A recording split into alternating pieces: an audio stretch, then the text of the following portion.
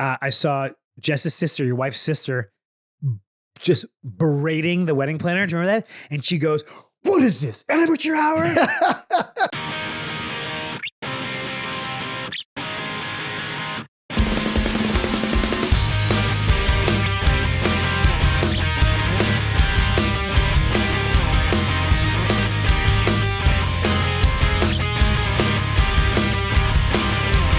Welcome to Man of the Year. I'm Matt Ritter.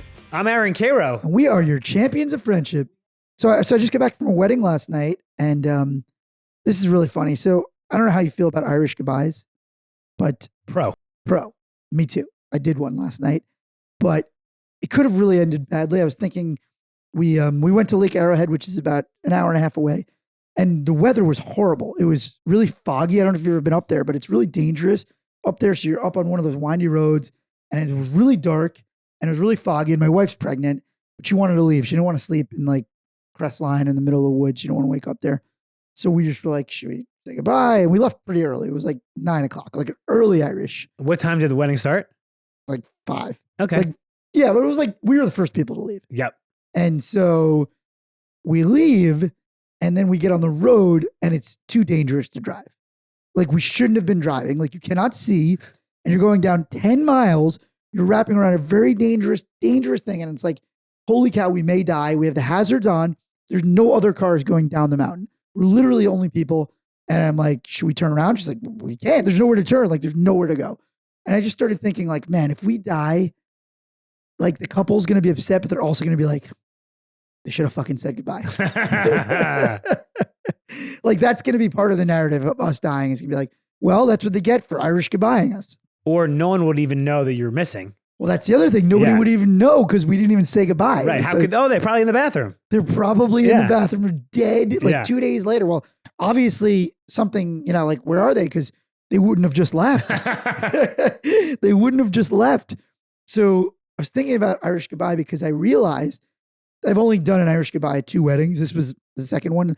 And the first one was my brother's wedding. You Irish goodbye your brother's wedding. I Irish goodbye my brother's wedding. And my sister-in-law has not let me live this down to this day. But in my defense, it was in Connecticut and they were doing a brunch the next day and I knew I was going to see my brother and his wife again. But also like, I didn't realize that like they would even care at the time. I was like, I think it was like, it was one of my first weddings. My brother's older. And I didn't even think they would care. It was like 11:30 and like people were leaving. I didn't realize that like you have to say goodbye or do you, I don't even know if you think you do. I've never not Irish goodbye to a wedding. You've only Irish goodbye every single wedding. That's how you leave a wedding. Did you Irish goodbye my wedding? You must have. You just leave. So you never say goodbye to the bride. If you're super inner circle, which at that point I was you married us. Then I think you say, hey, it's the last dance and you're hanging out. Love you, man. See you in the brunch. I'd say 95%. Everyone's doing whatever and you just slip out the back. But you're saying I was inner circle enough to I shouldn't have Irish goodbye my brother's wedding. You shouldn't have Irish goodbye your brother's wedding. The Irish goodbye is... It's a great tool. The Irish, they've invented a few things, but the Irish goodbye's got to be amongst their greatest contributions to the world, no? Is it the same as a French exit or is that different? I've never heard of a French exit. Yeah, I think... Is that when they go, fuck you? No, fuck you. I was at a rehearsal dinner, maybe it was a wedding with my girlfriend at the time, and I wanted to Irish goodbye, and she was like, I don't want to do that because then they're like, I don't know these people that well, and we got into a huge fight. She wanted to say goodbye. She properly, wanted to do exactly. And you refused. You were I like, said, no, I Irish goodbye. That's my thing. Well, I was like, I know these people. They don't care. They're not going to care. Well, she goes, well, I don't know. I don't know them as well. I'm like, they're my best friends. Not going to care. Right. So she didn't want to be judged as like, oh, he brought this girl yes. Because she was like, oh, they're going to blame me for the Irish goodbye. Yes. Like how she was rude. Yeah. Huge fight. So you never talked to her again. No, I just said, I'm going to be in the car. You Irish goodbye the relationship. Irish goodbye. I did. Oh, you don't want Irish goodbye? Yes. I Irish goodbye you. You don't even say it. You just did it. Yeah. Yeah.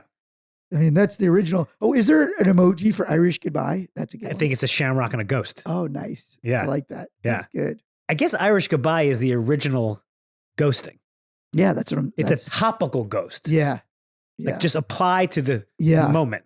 Yeah. I mean, I like a good, last night was a good Irish goodbye, but it almost killed me. Because what do you think about like ghosting in general? Not just relationships, but like work, just anything. People just disappearing. I find it very frustrating. Yeah. Work stuff, like Hollywood stuff, I find it very yeah. frustrating. We get ghosted a lot. So a newer writer was saying to me, yeah, I was talking to this producer for a while. I'm laughing because, every story that starts like that.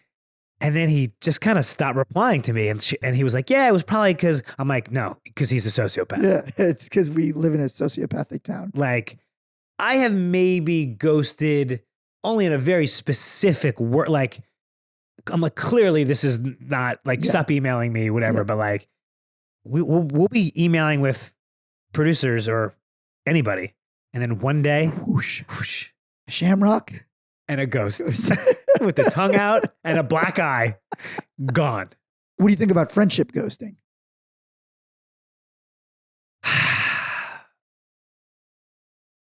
I mean, I've probably ghosted one friend. Like just stopped responding to texts or just like emails and like, slow phase out. Slow phase. Yeah. Not like a complete quick. Right. Yeah. I do the slow phase out. You have to. I mean, at this age, you just, there's a limited amount of time. You got to slow phase out. Then do you delete the numbers? Well, you got to keep the number because then if they text you again, you don't know who it is. Oh, because then you're tempted to be like, oh, this could be somebody interesting. I was dated this girl briefly, like early pandemic, couple dates, and then it kind of just ended. And then I slid back in there a couple months ago. I was like, hey, just was blah, blah, blah. It reminded me of you. She goes, who is this? Oh, you got deleted. I got deleted. You got deleted. And that means she has none of the prior texts. So I'm like, wow, things ended so great. I don't know.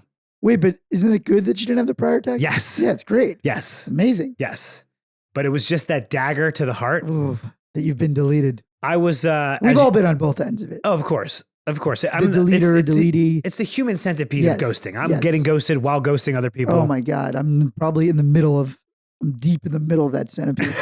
I think we'll post it, but Blink-182 just announced a new world tour. Yeah. And a couple years ago, I was working with Tom DeLonge, who's the lead singer, on an animated project.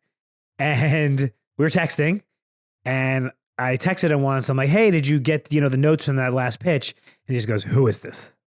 After you had already been working a relationship for months. And I go, I'm like, I don't know if you're kidding, because he's always kidding. I mean, the guy's hilarious. And he goes, no, like new phone. He basically said new phone who dissed me. I'm like, Tom DeLonge did new phone who dissed me. Who does he think you are? And it's funny. I'll post a screenshot. The project we were working on was teenage skateboarders solving extraterrestrial mysteries. Animated. It was animated. That's his whole thing, right? He's into the deep. All about you. He was huge ahead of the curve. Yeah. Well, now it turns out aliens are real. He was right. You should probably get back in. I know. Him. Oh yeah. And so this image we have is of like the iconic scene in E.T. where they're touching fingers. Yeah. So in this one, you're touching dicks. In this one, he's touching the alien's dick. Oh. Yeah. Oh. Yeah. He's touching alien's dick. And so he goes, new phone, who this? And I go, Tom, I literally sent you my name and a picture of an alien's dick yesterday. And he goes, sorry, I had a virus or whatever. Oh my God. I guess when you're just at that level of fame, you're just like, you can just like use the most 1996 excuses on people. Yeah. Whose iPhone gets a virus? Yeah. Oh yeah, no, somebody stole my phone. I had to get a new phone. Yeah. And my phone was hacked. Yeah. You texted him the day before. Yeah.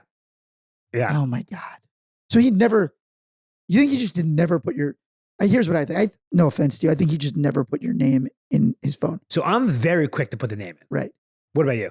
Yeah. But I don't think he's just like. You strike me as a numbers guy. Yeah. I have a lot of numbers that have no names in them. A lot of bareback numbers. Yeah. There's a lot of bareback numbers. Yeah. I do. Actually, it's funny. So even with work stuff, like I've probably in my phone right now, if I showed you my phone, there's a bunch of work text that I have no idea who it is. And I'm confusing them. I'm like, so I'm seeing you on Tuesday. They're like, I'm in Chicago. I don't know. Now, do you know about this about me? I think you do, that I practice text inbox 0. First of all, I knew you did Gmail inbox 0, Yeah. which, by the way, do you want to see how many? I'm Do you going to wanna guess. You I'm wanna going to guess? guess that you have, I mean, the numbers don't go high enough. I'd say you have 22,000 emails. I have 46,800 and change. Yeah. Okay. In my inbox right now, I have Oh, no, I'm sorry. 2 That was, emails wait, no, I'm sorry. That was way under. I have 145,062 in your inbox. in my inbox currently. Yeah. I have Yeah. 3 emails. Yeah. Wow. But so that's email. Hey, that just tells you who we are. That's exactly. That just tells you who we are. Yes. Email 0, email 145,062. But I also practice text inbox 0. So basically, at the end of each day, I delete all my texts. The faces are getting right now. If we're still mid conversation, like I have texts with you guys that are still there, but if the conversation is basically completed, I delete my text. Now I still have them on my laptop. That has like going back years, but I use the text on my phone as like a to-do list. Like, oh, I have like my parents, I have to call them today. I had something to you. When the conversation is done, delete my text. So hold on. So what about all our friend group texts? So those are on my computer, but do you know how, oh my God. So you know how you can rename a text thread? Yeah. So we have a Luger's thread, Yeah. which is our Peter Luger's Man of the Year thing. When you delete a text thread from your phone, it's still on my computer. I have all our texts going back years, the whole text thread. But if I want to send a new thing to that thing, you can't start a new thread from the phone with. So I have to text you and be like, hey, can you heart something? That's why for years I've been trying to figure out why he goes, hey, will you heart this text? And I'm like, yeah. why? Because then it pops back up on the phone, and then I could get back into the thread. So this whole time I Yes. had no idea.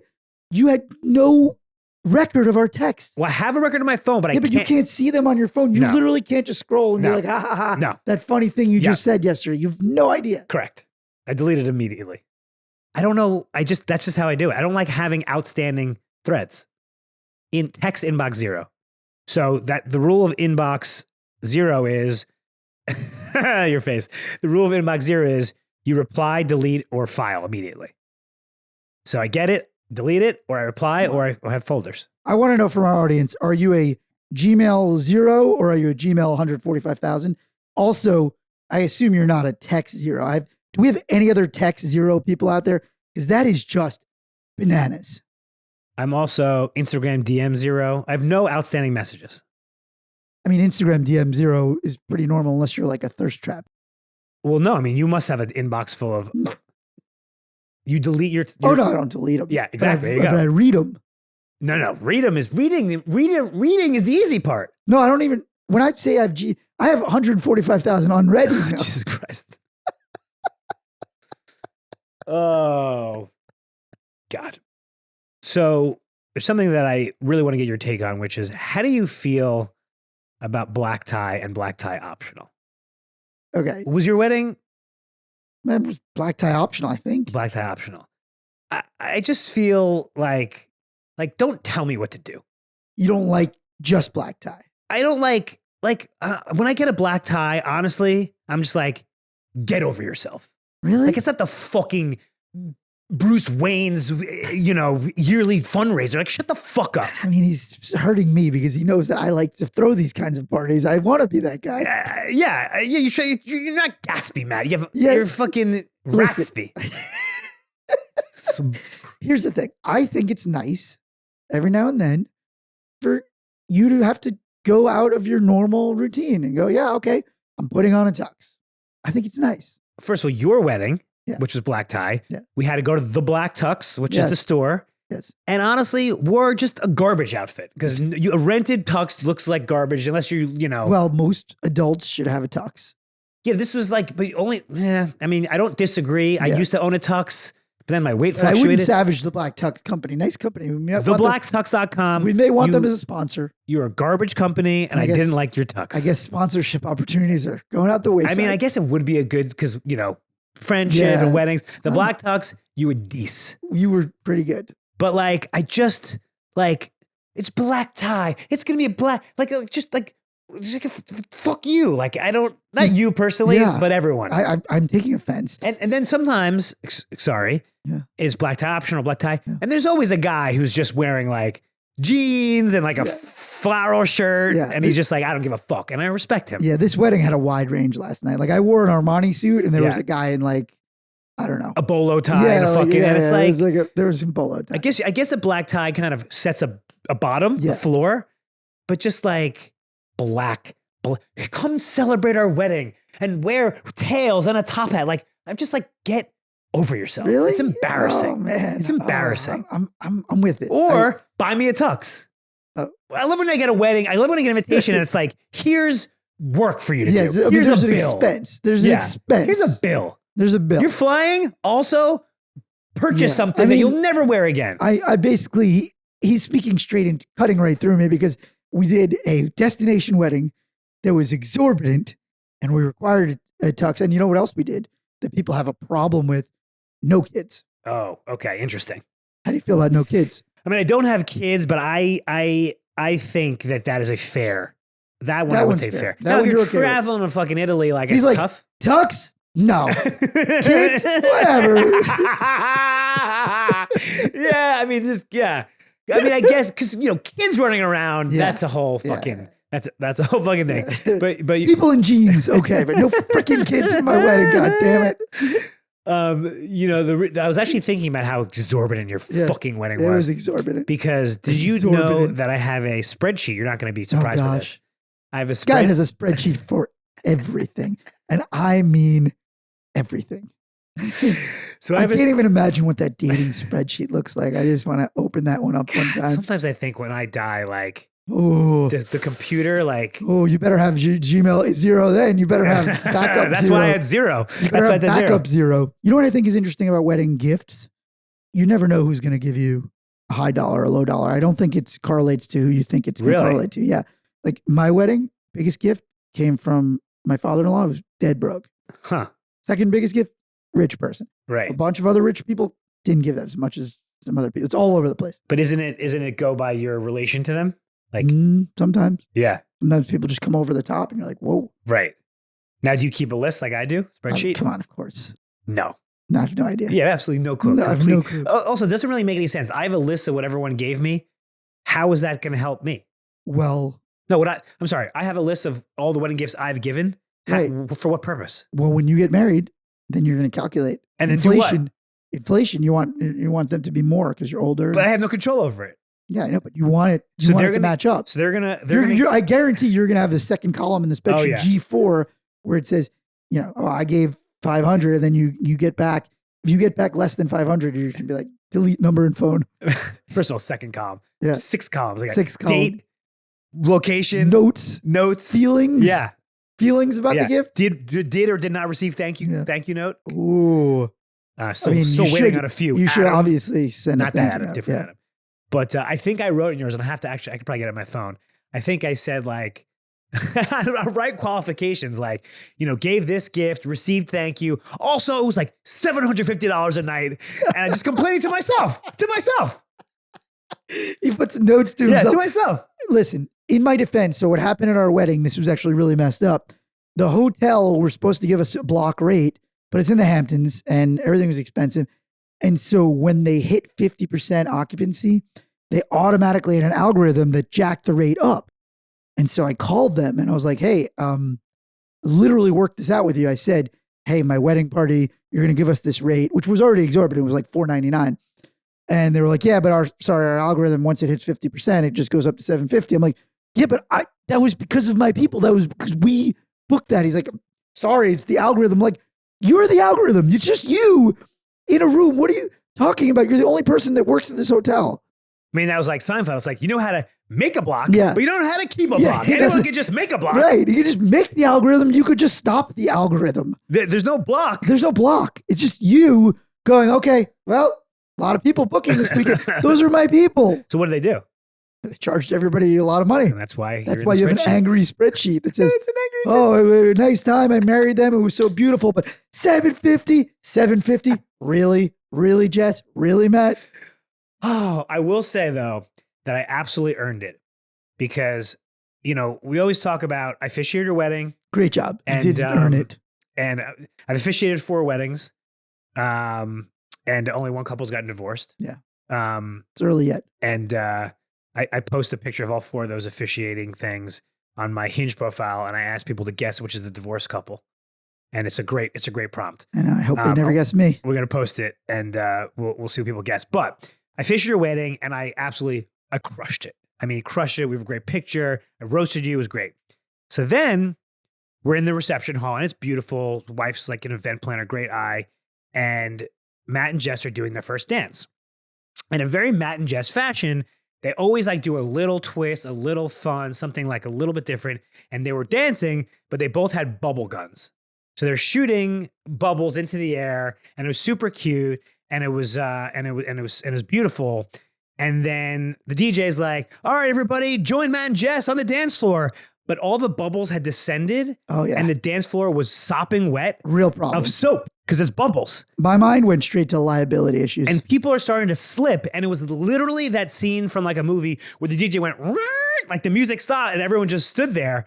And I was like, my officiating duties were done. I was on the other side, taking my jacket off, and I just fucking run full speed. And I dove headfirst across the dance floor, wiping the stuff off with my shirt.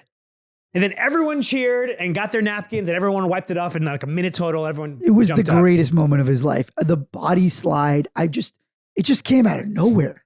It was like you were like on a slip and slide. You were just going, and it's a long dance floor. He cleared the whole floor. Jess said, like, "Listen, you officiated my wedding, and that was amazing. But when you dove on the dance floor, the slip and slide was very impressive. That was quite impressive. You know where I learned that? When I was fraternity pledge. If anyone ever vomited on the floor, you had to dive into it. Oh, God. Are you gonna get that? Oh, it was called spillage, I think. I think that might be a secret. So, God, that is hideous. Yeah, I've dove in so much vomit. Yeah. That wedding was not to toot my own horn, great wedding, but we actually had. I feel like every wedding, there's always something that goes wrong, and we actually had a real disaster with our gift bags. Actually, I don't know if you remember this, but so a couple things happened at our wedding. One was our wedding photographer bailed on us the night before the wedding. Oh yeah, she was in Paris. She's like, "Oh, I'm sorry. Somebody stole my wallet and I don't have my ID. And so, I'm like, wait, what are you saying?" She's like, "Oh, so I can't go to your wedding tomorrow." We were flying her in from Paris. She's like, "I can't go." Luckily, her boss saved the day. But so anyway, we were already a little off kilter the morning that we're driving out on the LIE to the wedding. And we have all these gifts. We have like a really money gift bag. It had Tate's cookies, it had caramel corn in it. It had Montauk beer, it had a bunch of stuff, like high-end tote bags that we were going to put together when we get there. So we had a rental SUV. So we get out on the highway. We're out on the highway, and it's like 6:30 in the morning. And all of a sudden, my wife's like, "You smell that? Something smells like it's burning." I'm like, "Yeah, something does smell like it's burning." She turns around. She goes, "Oh!" I turn around and I go, "Oh!" All of a sudden, all of the boxes are gone. All the gift bags are gone. Literally look behind us, hundreds of gift bags gone. So we pull over on the side of the highway. We're like, holy shit. All of a sudden, my French bulldog jumps out of the car onto the highway. I dive onto the highway to save her. We get back in the car. I'm like, oh my God, we lost all the gift bags. She's like, what are we going to do? I'm like, well, let's just drive around. Maybe they're still there. What happened? We drive back to the hotel. They're not there. We loop back around. Turns out they all fell off as we were getting onto the LA entrance. Fell off what? They fell out of the back of the car. The latch was broken on the trunk. So all of our gift bags are scattered on the entrance ramp to the LIE. So I was like, all right. So I literally turn the car horizontal. I block traffic to the entrance to the LIE. Jesse just starts pouring the gift bags back in, and like people are honking. I'm like, fuck you. Those are our fucking gift bags. It's our fucking wedding. Fuck you. Like people are going nuts. Like I'm just screaming for you. We get them all in. And so we get to the wedding, and we were like, do we tell anybody? We don't tell anybody. So we start giving out the gift bags, and like somebody comes up to me like, I don't know if you know, but like there's some tire marks in the gift bag. So then at the rehearsal dinner, I was like, guys, just so you know, like we literally saved these gift bags. So if you have any broken Tate's cookies, go fuck yourself. I can imagine you on the LIE entrance going, "It's fucking caramel corn. Fuck you. These are Montauk beers. These aren't just regular beers. This isn't Pabst Blue Ribbon. These are Montauk beers." There was one other small thing that happened at the wedding, if you remember, that when we sat down for the reception, this was before the bubble gun, there weren't enough chairs at the high school friends table. Oh, God. So our friend Jaden didn't have a chair. And the wedding planner came over. Oh, so sorry, brought a chair over. And that was fine. But then later, I saw Jess's sister, your wife's sister, just berating the wedding planner. Do you remember that? And she goes, "What is this? Amateur hour?" Well, she's a wedding planner. Yeah, She's yeah. an event planner. Yeah. She's an event planner. Yeah. So yeah. And I just saw the wedding planner's face in that moment. I was just like, this is not helpful. Oh yeah. Yeah. It's telling a wedding planner, what is this amateur hour? That's a great line. Yeah. Actually, the last screw up was, you remember the bus driver. Oh, So yeah. on the way home, we had one of those like shuttle buses to take people back to the hotel. And after the bonfire, it was late and people were running late. They didn't want to get on the bus. Bus driver was getting annoyed. So he makes a U-turn and he clips the latch from the luggage compartment, but doesn't tell anybody. So we're driving the bus every 5 minutes. The guy's stopping. People are going crazy. They're yelling at me like, "Matt, the bus isn't taking us home." I'm like, wait, I'm wasted. I'm like, "I will get home." He's like, "Fix it." And then her sister's trying to order another bus. She falls off the bus. She goes, "What is this? Amateur What hour?" is this, amateur hour? She fell off the bus, almost got a concussion. Finally, we find out what's going on. Our friend, Dr. Dave, who's an orthopedic surgeon, goes, "I got this." Just like from the heavens, he goes, "I got this." He goes out onto a dangerous highway, 2 a.m, goes under the bus. He finds a spaghetti old school mop. He cuts it open and he basically performs surgery on the bus. He fashions it, ties it together, and he gets us home. And he ties the bus, hero, saves the day. So the next day, I get a call from the bus company after everybody's left. The wedding's over. He goes, "So I heard everything went well." I'm like, "Oh, did you?" He was like, "Fishing." I'm like, he's like, "Yeah, well, didn't it?" I'm like, "Stop it." I go, "Stop it." He goes, "Well, what happened? I heard, that maybe the bus just needed to come in for service." I'm like, oh, service. Is that what you call it? So I tell him what happened and he's like, "Oh, I'm so sorry. Like this and that. What can I do?" So I was thinking to myself, like, what do you do in that moment? Do you ask for asking for money felt a little weird. So I was at a hotel. I go, "Listen, we're going to get massages. If we come out and the massages are taken care of, all good.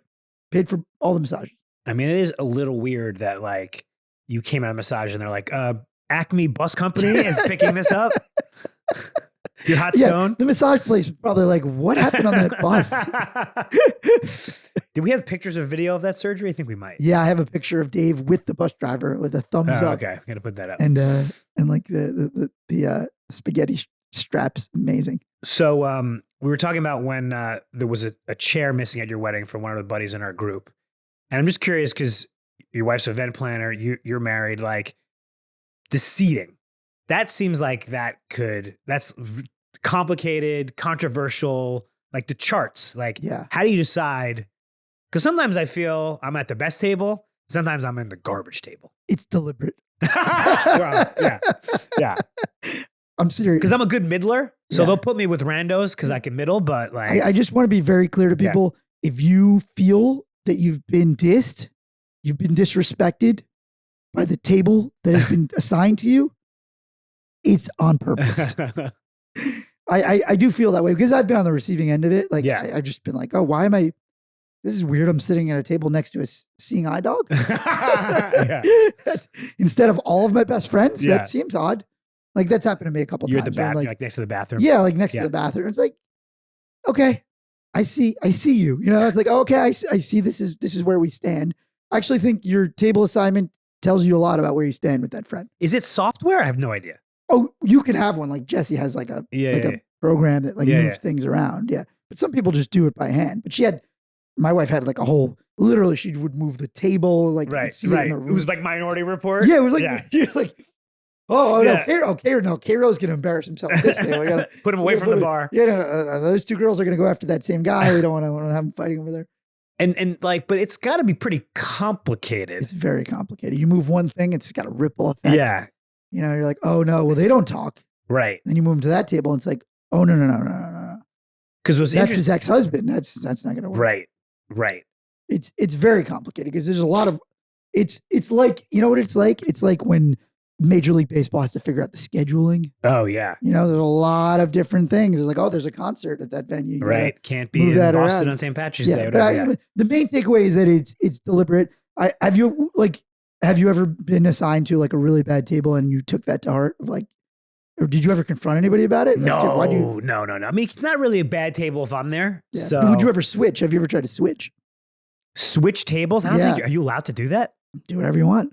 It's your life, buddy. The only thing I've tried to do is get closer to a girl at the actual table. So I'm like, oh, why don't we all just like rotate or like throw a shawl on some fucking shit. Yeah. You got to throw a shawl. Oh, that seat's taken. Yeah. Just put some bread. No, just put some, just rip up some bread on a plate. Like, oh, no, somebody's sitting there. You got to. What's the thing they have at like a cold wedding? A pashmina? Pashmina? Yeah, maybe. I get a pashmina and that's, somebody. I throw it. They throw it. But, there's not really a singles table anymore because now that we're older, there's no single people. Right. I mean, it used to be the singles table. Yeah, now what do they do to you? Now it's just like I'm in the odds and ends. I think you should always give somebody the option of a +1. Always. Oh. Always. I think it should be mandatory. I understand some people, there's cost issues, then invite less people. I think if you're inviting somebody, you're inviting them so that they can share in your good time, but also have a good time themselves. Like, I just feel bad for people who... Single people. Yeah, well... Some single people are fine. Like you're fine if you go alone. But some single people aren't comfortable going to a wedding alone. I don't want somebody who's not having a good time at my wedding. But you're implying a single person who doesn't know any other people though. Maybe, but even if they do, I think they should have the option to bring somebody. Always. That's my rule. It's my hard and fast rule. It's a hot take. I want to hear it. If you disagree, tell me you disagree and why. I honestly think the point of a wedding is to share in the love, and everybody should feel like they're a part of it. And sometimes when you're invited by yourself, like you're just in your own head about it, and then you're feeling insecure or whatever, and you're not happy or you're feeling lonely. I just don't think that's right. So you're like, a point of a wedding is to like share in the joy and the friendship. Anyway, get a fucking tux, fly to the Hamptons. Rooms are $750 according to the algorithm, but it's about love. You know what? +1, so I just double your expenses. But I'd let you bring somebody. I'm going to soft push back because those are so many people that you could not invite because you're inviting randos. But you're not inviting randos. You're inviting your close friend and you want them to have a good time. But someone who doesn't have a girlfriend or boyfriend? It's not up to you to decide what they need to feel good. That's what I'm saying. Man, this is one of the dumbest things. So they can bring a friend? Yes. Absolutely not. Get out of here. Yes. If you want to, you are allowed to bring whoever you want to your wedding. I want you to feel comfortable. If you don't have somebody, bring a friend. My take, and I'm sticking with it. Yeah, I just think it doesn't make any sense. I don't even think you believe that. Let the public decide. Yeah. Everyone gets a +1. Everyone gets a +1. Everyone gets a +1. Except kids. No kids. No kids. I want you to feel comfortable and full of love. And you're not allowed, children. Your children that you love. Oh yeah, I'm kind of ruining my whole take by saying you can't bring your children that you love there. What's the age cutoff? What do you mean? For kids? Yeah, well, someone's got a 19-year-old. Yeah, I mean, it's got to be 18, right? 18 and up. 18 and up. Yeah. Yeah, that kind of send me the kids' stuff kind of undercut my whole argument. Yeah, I wanted to love and just be yourself. Don't bring your kids. Buy a tux that you. Yeah, I kind of undercut myself there. +1 for everybody. I just think people should, if they are, well, definitely. But did you do that for your wedding? Yeah, we let everybody have a +1. Did it say on the? I didn't get a +1. Well, you don't need one. We were just at a wedding where we were at different tables. Yeah, we were both utility players. Weird. Yeah, it's a little weird. Yeah. What's that all about? I mean, again, we're good. You put put Matt there, put Aaron there. Like they can talk to anybody. We're fine. Exactly. We're fine. But most people, you Irish goodbye that wedding. Oh yeah. Yeah. But I've been having vocal cord issues. Yeah. I couldn't even say goodbye. But I needed you. Oh, you did? There was actually a lot of single. I needed a lot of, that was single. And I was just, I never know when you need me or when you don't. Sometimes you don't want me. No, most of the time I'm like, get away from me. Stop. And now after the fact, it's like, I needed you then. Yeah. Yes. You gotta give me advance notice of when I'm wanted. Right. You're right. And when I'm not wanted. Right. I'm not good at asking for wingmanship. Yeah. Usually you're just like, get away from me. Just get away from me. I got this. Wait, no, it's when I offer it up. You go, leave me alone. Leave me alone. Because you're too complimentary. And that can be a problem. Karo doesn't like it when I go, this is a 9-time best-selling author. Suck his dick. But also, like, you don't think that's a good pickup line? It's just like I go, listen. I go, this is a 9-time best-selling author with 0 inbox and a shaved ass. Eat it. I mean, all of that is pretty true, but it's just like you're always inaccurate. You're like, this guy's written 10 books. I go, he's got a Comedy Central 68-minute special. He goes, there are no 68-minute And they're like, specials. oh, what's your 10 books? Name it for me. I'm like, well, you know. No, I 6 go, books. Horned Ears of Who? I go, have you heard of Chamber of Secrets? But you have to admit, there is, when you go, this is the funniest comedian you've ever met, and then push me into a girl, like there's only place for me to go is down. No. I want you to just give them a the little. only place for you to go is to your apartment with them. I just want you to give a little taste. A little. Yeah, it's a little too much. I lay it on. So we've been asked to give a speech at an upcoming wedding by the best men. Can't say no. Say no. 2 comedians. Hey, you guys want to speak? By the way, joint speech, we're really mailing it in. Usually we do our own. Yeah. Competitive. Yeah. Now we're just like, we'll share it. Yeah. We'll wing it. We'll wing it. But we've given many speeches at many weddings. Many. What do you think about the speech making? Like, people always asking me like to help them write a speech and blah, blah, blah. And I'm just like, do your own homework. I like it. I actually feel like, they respect that. They know that we are superior speech writers. You can't write someone else's speech. No. I will not write somebody's speech, but I will vet it. Yeah. Usually I'm just like, cut 90% of this. Right. Here's 3 jokes, say 3 nice things, and get the hell out of there. Yeah. Shorter is better, unless you're us. Right. Then you can really lay it on. Listen, we are going to incinerate this man. Yeah. I actually gave a joint speech, actually. So you did? Yeah, I think with Brian. Okay. Yeah. I went solo. Yeah. This will be my first joint one, I think. Yeah. We're not really joint speech we're givers. not joint guys. Yeah. We're solo guys. Lone wolves. Yeah. This will be interesting. So we want to hear from you guys. Like, have you ever been put at a completely batshit table at a wedding, or a shitty table, or a singles table, or a singles table that was really good? Yeah. Have you made friends at a wedding? Yeah. Or have you gotten laid at a wedding? I mean, that's what I would like to know. Yeah. Also, if you're going to a wedding and you have a +1 and it's in the LA area, I may come with you. He may go with you. I may go with you. You know, the wedding I was at last night, 2 of the couples from the table had made friends at another friend's wedding in Ireland. Oh, that's great. Yeah. Destination weddings are a good place to make friends. Because you're trapped with these people. You're trapped. Just 4 spending days. money. Yeah. Trapped. Yeah. Well, that's Man of the Year. Please subscribe to the podcast if you haven't already. Give us 5 stars. Write a review. We're on social at Man of the Year Podcast, manoftheyearpodcast.com. And remember, be good to yourself, be good to your friends. friends. Love you, buddy. Love you too.